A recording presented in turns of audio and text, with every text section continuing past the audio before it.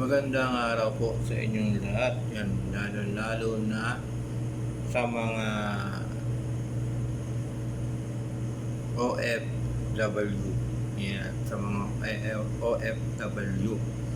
Yung kumusta po ang lahat at palagi po kayong mag-iingat lalo na nandito po tayo sa malayong lugar at malayo sa ating mga pamilya.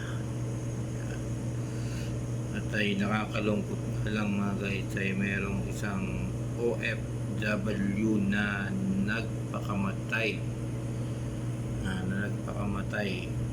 Yan ang sabi ng mga kaibigan niya, di ba? Tayo naman ay nagbibigay lang po tayo ng reaction sa mga nangyayari mga guys, mga nangyayari sa paligid, lalong-lalo na kung ang isang OFW ang nagkaroon ng problema, di ba? Minsan kapwa OFW, kapwa Pinoy, yan ang kadalasan ng nagkakaroon ng hindi pagkakaintindihan, yan, lalo na sa ibang bansa, di ba? Dito sa Middle East. Meron kasi isang vlogger at isang vlogger din. Si Losamat ay isang vlogger din at isa ding TikToker ng Middle East dito sa bansang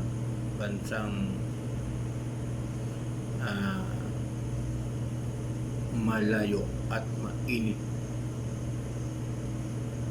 na panahon, kundi walang iba dito po sa Saudi Arabia, dito sa Riyadh. Nandito po yan sa Riyadh, dito po siya nagtatrabaho sa Riyadh.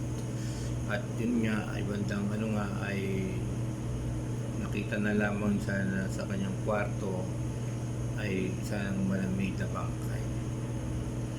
Ang dahilan ay nagkaroon ng sobrang paninira sa kanya. Siyempre, nagkaroon ng depression siya, sobrang lungkot. Siyempre, pag sobrang lungkot mo, sobrang napahiya mo, ay makakapag-isip ka ng mga na hindi magaganda, di ba? Kitilin ang iyong buhay. Pero wag naman sana mangyari pa sa mga susunod na araw yung mga ganung bagay, lalo na sa mga OFW. Kaya tayo yan, kung nagkaroon man ng problema ang isang OFW, diba?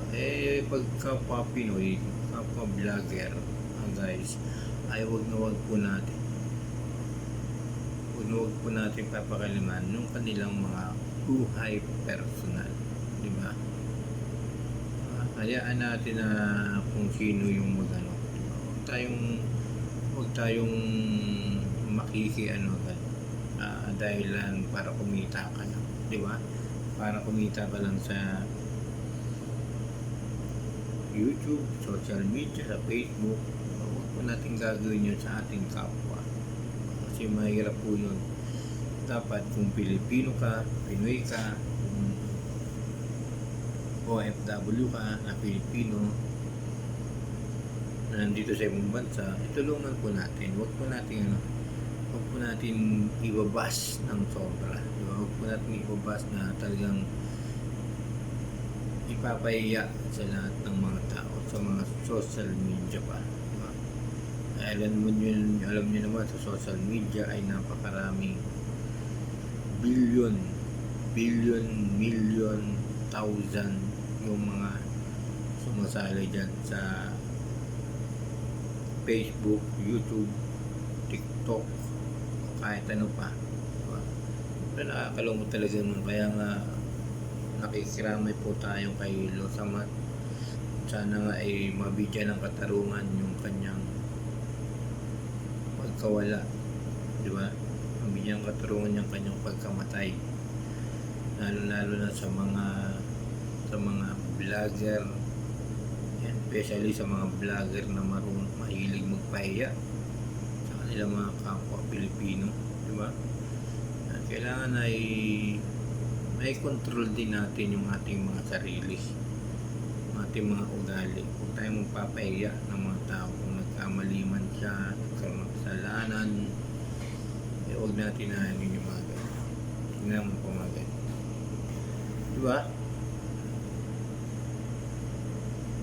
Paalala ko lang sa inyo mga guys, mahalin po natin yung ating kapwa Pilipino, kapwa OFW, mahalin po natin sila. Huwag po tayong mangunguna na ipahiya yung ating mga kapwa, kasi mahirap ang buhay, lalo na malayo tayo sa pamilya, ay napakahirap po niyan. Wala pong magagbabanta sa atin, walang mag-aalaga. Yan naman po, maraming salamat po sa inyong lahat. God bless you all.